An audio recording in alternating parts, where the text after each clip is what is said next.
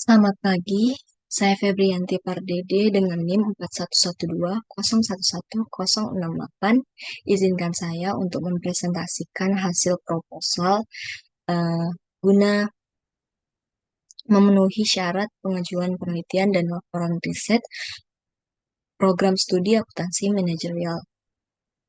Judul dari penelitian yang akan saya lakukan ialah pengaruh financial leverage terhadap profitabilitas pada perusahaan subsektor makanan dan minuman yang terdaftar di Bursa Efek Indonesia tahun 2018 sampai 2022.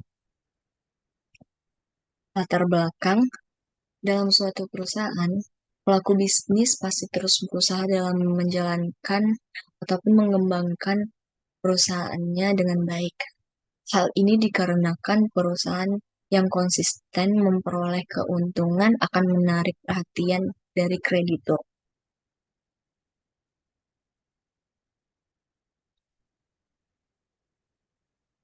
Hal terpenting yang wajib dikelola dengan baik dalam suatu perusahaan ialah sumber pendanaannya. Sumber pendanaan itu bisa berasal dari internal ataupun eksternal. Contoh internal itu ialah ekuitas dan laba ditahan, sedangkan contoh dari eksternal ialah dana dari pemegang saham. Nah, pemegang saham pasti cenderung melihat tingkat leverage keuangan dan juga keuntungan pada suatu perusahaan. Karena dari situ uh, dapat terlihat apakah perusahaan tersebut mampu membayar kembali modal yang diinvestasikan dalam bisnisnya. Dengan memahami kebijakan financial leverage ini, maka perusahaan dapat terbantu menilai kebutuhan keuangannya, kapasitas pinjamannya, dan juga dapat membantu memperoleh keuntungan. Salah satu rasio yang mengukur financial leverage keuangan ialah Degree of Financial Leverage atau DFL. Semakin tinggi rasio DFL-nya, maka semakin besar sensitivitasnya terhadap perubahan laba di perusahaan. Penggunaan financial leverage dapat memberikan dampak terhadap keuntungan suatu perusahaan yang dapat diukur dengan return on equity, return on asset, return on capital employed, dan juga return on sales. Salah satu perusahaan yang menggunakan kebijakan financial leverage ialah perusahaan subsektor makanan dan minuman. Perusahaan ini lebih tahan krisis dibandingkan sektor lain karena meskipun dalam situasi krisis, perusahaan ini menunjukkan perkembangan dan juga pertumbuhan seperti pada triwulan 3 2022 yang mencapai 3,57%, lebih tinggi dibandingkan periode yang lalu yaitu sebesar 3,49%. Bahkan meski dalam kondisi COVID-19 pun perusahaan subsektor makanan dan minuman ini dapat menunjukkan perkembangannya walaupun lambat. Penelitian saya kali ini merupakan replikasi dari penelitian sebelumnya yang telah dilakukan oleh Nguyen et al. Tahun 2019. Perbedaannya ada pada sampel, yaitu sampel pada penelitian sebelumnya ialah perusahaan real estate pada Bursa Efek Vietnam, sedangkan penelitian ini menggunakan sampel perusahaan subsektor makanan dan minuman yang terdaftar pada Bursa Efek Indonesia. Dan juga terletak pada perbedaannya terletak pada periodenya. Penelitian sebelumnya, periode yang digunakan ialah 2017 sampai 2018, sedangkan penelitian kali ini menggunakan periode terbaru yaitu 2018 sampai 2022. Selain penelitian Nguyen et al., penelitian yang dilakukan juga terdapat pada penelitian Akhtar et al. Tahun 2022 yang menjelaskan adanya hubungan negatif di antara semua ukuran leverage keuangan dan profitabilitas yang diproyeksikan pada rasio ROA, ROE, dan ROS.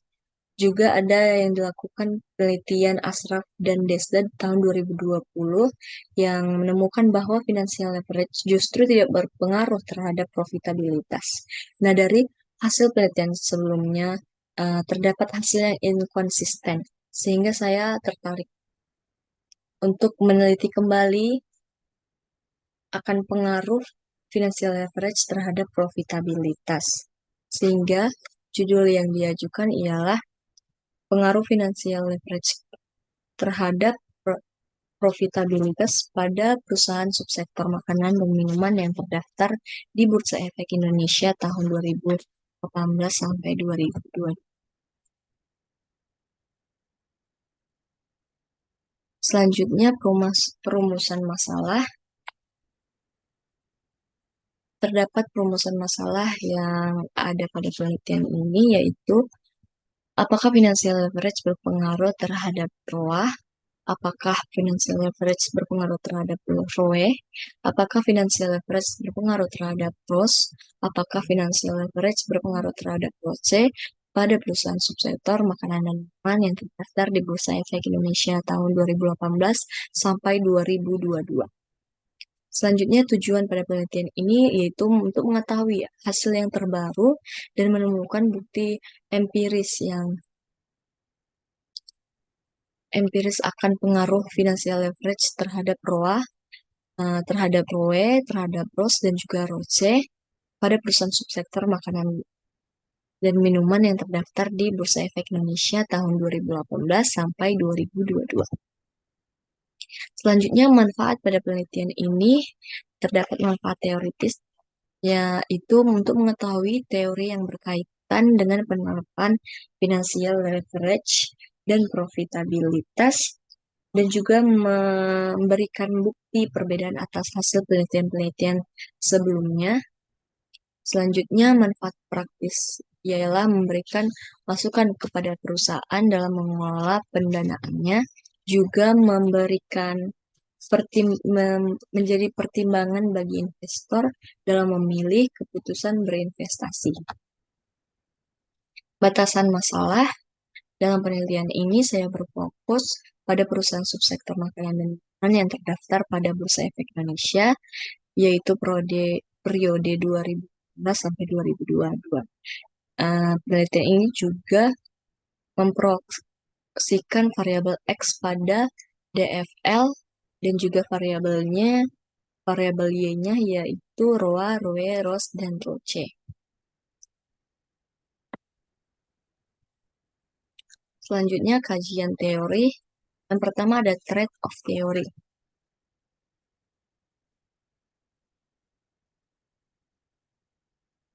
Teori ini dikemukakan oleh Myers pada tahun 1984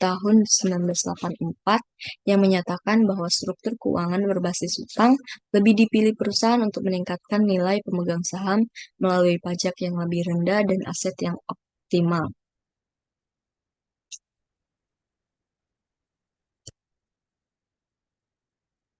Selanjutnya, pecking order teori. Teori ini merupakan teori yang dikembangkan dari static trade-off teori yang dikemukakan oleh Myers dan Maljuv tahun 1984. Teori ini menjelaskan mengapa perusahaan dengan laba yang tinggi justru memiliki tingkat utang yang lebih rendah. Karena untuk membayar dividen, mendanai investasi, serta memenuhi kebutuhan operasional, perusahaan lebih memprioritaskan sumber pendanaannya dari sumber internal. Sehingga perusahaan yang menghasilkan laba tinggi akan mengurangi pendanaan eksternalnya.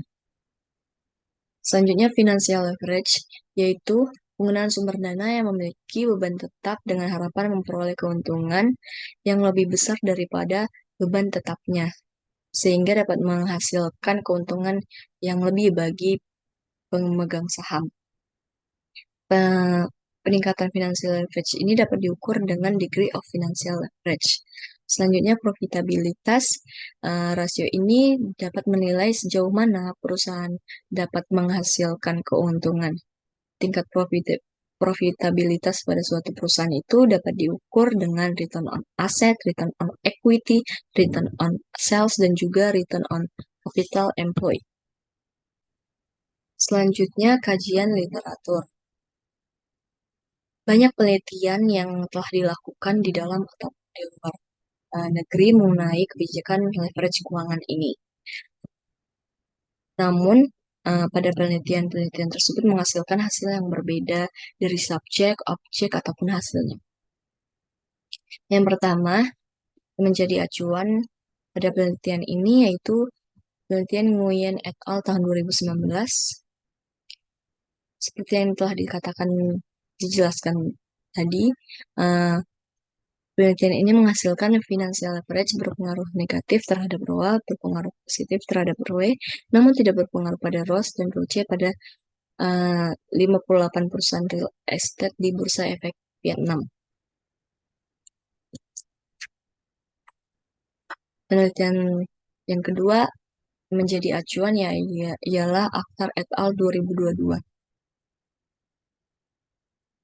Penelitian ini menyelidiki bagaimana financial leverage mempengaruhi kinerja perusahaan non-keuangan Pakistan, termasuk profitabilitas yang diproyeksikan pada rasio ROA, ROE, dan ROS. Hasilnya melaporkan adanya hubungan negatif di antara semua ukuran leverage keuangan dan profitabilitas. Selanjutnya, penelitian Samo dan Murad tahun 2019.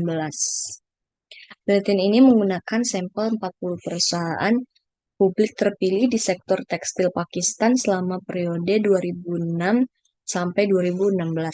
Hasil dari penelitian ini ialah adanya hubungan negatif antara financial leverage dengan profitabilitas. Mereka juga menemukan adanya hubungan positif antara likuiditas dan profitabilitas yang diproyeksikan dengan ROA dan ROE. Selanjutnya penelitian Senan et al. Tahun 2021. Penelitian ini menguji faktor-faktor penentu kinerja keuangan, likuiditas perusahaan, dan leverage keuangan perusahaan. Penelitian ini menggunakan model statis dan generalized Neumann method. Penelitian ini menggunakan sampel pada perusahaan India yang terdaftar di Bursa Efek Bombay tahun 2007 sampai 2018. Temuan dari penelitian ini adalah profit after tax, ROE, dan ROCE merupakan variabel kesuksesan finansial yang paling signifikan mempengaruhi leverage keuangan. Selanjutnya, penelitian oleh Ahmed et al. Tahun 2018. Penelitian ini menggunakan sampel perusahaan indeks Karachi Stock Exchange 100. Hasil dari penelitian ini adalah leverage keuangan memiliki pengaruh yang signifikan terhadap profitabilitas. Selanjutnya, penelitian oleh Ashraf dan Desda tahun 2020. Penelitian ini menguji pengaruh degree of operating leverage dan degree of financial leverage terhadap profitabilitas dengan sampel perusahaan barang konsumsi yang terdaftar di Bursa Efek Indonesia tahun 2017 sampai 2018. Hasil yang ditemukan ialah secara individual degree of operating leverage dan degree of financial leverage tidak berpengaruh signifikan terhadap perubahan profitabilitas perusahaan yang diproyeksikan pada ROE dan ROA. Selanjutnya, penelitian Dirdia et al. Tahun 2021. Penelitian ini menggunakan sampel perusahaan subsektor properti dan real estate yang tercatat di Bursa Efek Indonesia periode 2016 sampai 2020. Hasil dari temuan ini ialah leverage keuangan berpengaruh positif signifikan terhadap ROE, namun tidak signifikan terhadap ROS. Selanjutnya, penelitian oleh Pratiwi et al. Tahun 2022. Penelitian ini menguji pengaruh operating leverage dan financial leverage terhadap profitabilitas dengan sampel perusahaan industri barang konsumsi di IDX periode 2015 sampai 2019. Setelah dilakukan data, maka hasil yang ditemukan ialah DFL berpengaruh negatif secara signifikan terhadap ROE, sehingga tingkat financial leverage yang meningkat akan menurunkan tingkat ROE pada perusahaan. Penelitian selanjutnya dilakukan oleh Rahma et al. Tahun 2021. Penelitian ini menguji pengaruh financial leverage yang diproyeksikan pada rasio DOL dan DFL terhadap profitabilitas yang diproyeksikan pada ROE. Hasil dari temuan ini ialah DFL tidak berpengaruh pada ROE karena tingkat DFL yang meningkat tidak dapat menurunkan pengembalian perusahaan. Selanjutnya yang terakhir ialah penelitian Jimena Arilen et al. Tahun 2020. Penelitian ini menyebutkan bahwa financial leverage merupakan penggunaan suatu aset atau liabilitas yang menimbulkan beban tetap berupa biaya bunga. Sampel yang digunakan ialah perusahaan makanan dan minuman yang terdaftar di Bursa Efek Indonesia tahun 2004 sampai 2014. Hasilnya ialah menjelaskan bahwa adanya pengaruh financial leverage terhadap profitabilitas yang diproyeksikan pada rasio ROA. Selanjutnya, pengembangan hipotesis. Pengaruh degree of financial leverage terhadap return on asset. ROA dapat dihitung sebagai laba bersih dibagi rata-rata total aset dan mencerminkan efisiensi dari pemanfaatan aktivitas di suatu perusahaan. Nah, jadi jika peningkatan laba tidak cukup untuk menutupi biaya pinjaman, maka ROA akan menurun. Dan sebaliknya, jika peningkatan laba meningkat, maka dapat menutupi biaya pinjaman. Jadi, hal ini sejalan dengan pecking order teori yang menyebutkan bahwa aset tetap yang tinggi cenderung mengandalkan pendanaan internal karena dianggap cukup untuk membiayai kegiatan usahanya. Hal ini juga sejalan dengan penelitian yang telah dilakukan oleh Ahmad et al. Tahun 2018, Nguyen et al. Tahun 2019, dan juga Samo dan Murad tahun 2019, yang menemukan bahwa financial leverage berpengaruh terhadap profitabilitas ROA. Berdasarkan hal tersebut, saya mengajukan hipotesis pertama ialah DFL berpengaruh terhadap ROA. Selanjutnya, pengaruh degree of financial leverage terhadap return on asset, return on equity. Perusahaan yang memiliki perekonomian baik pastinya memiliki margin laba operasi yang lebih tinggi dibandingkan biaya tetapnya, sehingga dapat memberikan pengaruh terhadap peningkatan ROE. Dalam kondisi seperti ini, jadi perusahaan dapat memenuhi kebutuhan pendanaannya dengan penggunaan hutang sebanyak-banyaknya. Karena keuntungan yang diperoleh masih bisa digunakan untuk menutupi biaya tetap yang timbul dari penggunaan hutang. Hal ini sejalan dengan trade-off teori yang menjelaskan bahwa adanya keseimbangan antara keuntungan dari penggunaan dana dengan utang. Seperti yang dilakukan penelitian Nguyen et al. Tahun 2019 dan Samo Murad tahun 2019, penelitian tersebut menemukan bahwa DFL berpengaruh terhadap profitabilitas yang diproyeksikan oleh rasio ROE. Berdasarkan hal tersebut, saya mengajukan hipotesis kedua ialah DFL berpengaruh terhadap ROE. Selanjutnya, pengaruh degree of financial leverage terhadap return on sales. Return on sales menunjukkan efisiensi perusahaan dalam mencapai penjualan optimal sekaligus meminimalkan biaya. Jadi tingginya nilai ROS itu menjelaskan bahwa perusahaan yang sanggup memperoleh profit dari tingkatan penjualan tersebut memiliki hutang yang sedikit. Hal ini sejalan dengan teori pecking order yang menyebutkan bahwa perusahaan mempunyai tingkat keuntungan yang tinggi justru mempunyai tingkat hutang yang lebih kecil. Sama halnya dengan penelitian yang dilakukan oleh Akhtar et al. Tahun 2022, menemukan bahwa tingkat leverage keuangan berpengaruh terhadap ROS. Berdasarkan hal tersebut, hipotesis ketiga yang dapat saya ajukan ialah DFL berpengaruh terhadap ROS. Selanjutnya, pengaruh degree of financial leverage terhadap return on capital employed. ROCE yang tinggi itu mencerminkan efisiensi perusahaan dan juga profitabilitas modal suatu perusahaan yang memiliki tingkat yang tinggi. Jadi peningkatan pada degree of financial leverage ini berpengaruh terhadap ROCE karena dapat meningkatkan rasio ROCE pada perusahaan tersebut. Hal ini sejalan dengan penelitian yang dilakukan oleh Senan et al. Tahun 2021 yang menemukan bahwa DFL berpengaruh terhadap profitabilitas yang diproyeksikan pada rasio ROCE.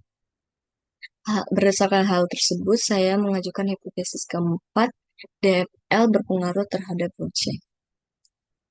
Di sini terdapat model penelitian yang saya dapat ajukan, ada hipotesis pertama, kedua, ketiga, dan keempat.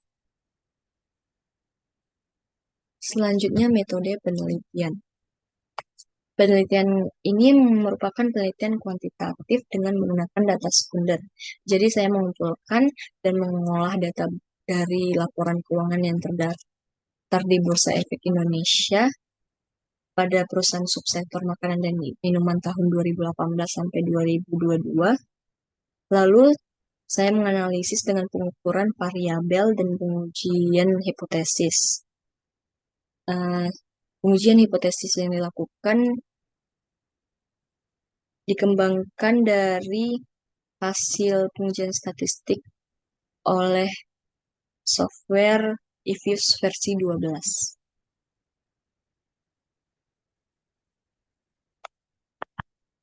Operasional variabel dan pengukuran.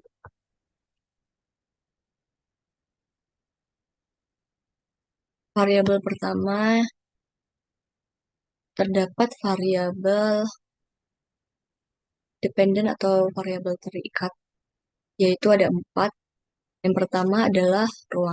Rasio ini mengukur kemampuan perusahaan menghasilkan laba terhadap penggunaan seluruh aset. Rasio ROA dapat dihitung dari laba bersih dibagi total aset dikali 100%. Selanjutnya, ROE. Rasio ini mengukur kemampuan perusahaan menghasilkan laba dengan menggunakan modal ekuitasnya. Rasio ROE dapat dihitung dengan laba bersih dibagi ekuitas dikali 100%. Selanjutnya, ROS ialah rasio yang menunjukkan tingkat laba perusahaan setelah membayar biaya produksi variabel sebelum dikurangi pajak bunga. Rasio ini dapat dihitung dengan laba sebelum pajak dan bunga dibagi penjualan dikali 100%. Variabel terakhir dependen ialah rasio ROCE yang mengukur seberapa efektif perusahaan dalam mengalokasikan sumber daya modal yang dimilikinya. Rasio ini dapat dihitung dari laba sebelum pajak dan bunga dibagi modal kerja dikali 100%. Selain itu, terdapat pula variabel bebasnya atau variabel independennya ialah DFL atau Degree of Financial Leverage, yaitu pengukuran seberapa besar perubahan laba bersih perusahaan yang dipengaruhi perubahan biaya bunganya. Dapat dihitung dari persen perubahan EPS dibagi persen perubahan EBIT. Selanjutnya, jenis dan sumber data. Pada penelitian kali ini ialah menggunakan data kuantitatif berskala rasio, data cross-section, dan time series. Jadi, penelitian ini mencakup setiap variabel dengan didasari perhitungan statistik pada waktu periode tertentu. Sumber data yang diperoleh penelitian ini ialah melalui website resmi www.idx.co.id. Jadi sumber data ini menggunakan data sekunder. Selanjutnya, waktu, lokasi, dan objek penelitian. Penelitian ini menggunakan perusahaan subsektor makanan dan minuman yang tercatat di Bursa Efek Indonesia periode 2018 sampai 2022. Nah, opsi ini dipilih karena perusahaan masih menjadi perusahaan yang terus berkembang dan diminati oleh investor. Teknik penetapan jumlah sampelnya menggunakan metode purposive sampling dari seluruh perusahaan subsektor makanan dan minuman yang tercatat di Bursa Efek Indonesia periode 2018 sampai 2022. Dalam menentukan sampel penelitian kali ini harus memperhatikan beberapa hal seperti jumlah sampel harus sesuai dan harus representatif. Teknik penarikan sampel menggunakan metode purposive non-probability sampling. Jadi, dalam mengambil sampel harus sesuai dengan kriteria yang telah ditentukan.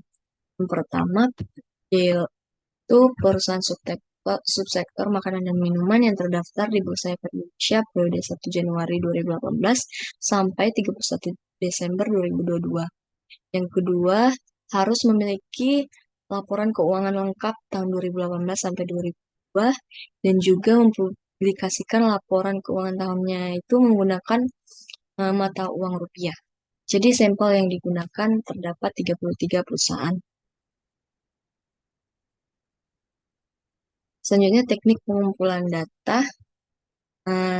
Data yang dikumpulkan dalam penelitian ini adalah data sekunder dengan teknik dokumentasi. Jadi, saya akan menganalisis laporan keuangan perusahaan dengan mengumpulkan data DFL, ROA, ROE, ROS, dan ROCE pada perusahaan subsektor makanan dan minuman yang terdaftar di Bursa Efek Indonesia tahun 2018 sampai 2022. Teknik pengolahan datanya, pengolahan data yang digunakan ialah perhitungan matematis. Jadi, pertama akan melakukan penyuntingan yang dilakukan untuk checking data yang telah dikumpulkan agar data tersebut sesuai dengan kriteria ataupun tujuan penelitian saya. Lalu melakukan tabulasi data dengan memasukkan data dalam tabel yang sudah tersedia dan melakukan pengolahan data secara statistik dengan menggunakan program aplikasi Avios versi 12. Selanjutnya teknik analisis data. Ada statistik deskriptif. Jadi, statistik deskriptif dilakukan untuk menghasilkan output mean, median, skewness, kurtosis, nilai minimum, dan nilai maksimum. Tahap ini dilakukan untuk memberikan gambaran secara garis besar terhadap variabel yang digunakan. Selanjutnya, analisis regresi. Lakukan analisis regresi data panel. Hal ini dilakukan untuk menentukan model persamaan data panel. Jadi terdapat 3 model. Nanti yang akan ditentukan ialah model common effect, model fixed effect, atau model random effect. Teknik analisis regresi data panel ini digunakan untuk memperhitungkan perbedaan karakteristik antar individu serta perbedaan waktu ke waktu pada objek penelitian. Jadi adapun model persamaan yang dapat dituliskan ialah Y sama dengan variabel independen sama dengan intercept ditambah koefisien regresi dikali variabel independen ditambah kesalahan. Untuk menentukan model mana yang akan digunakan, maka dilakukan uji Chow dan juga uji Hausman. Uji Chow ini menentukan model fixed effect atau fixed common effect yang paling tepat dalam menguji data panel.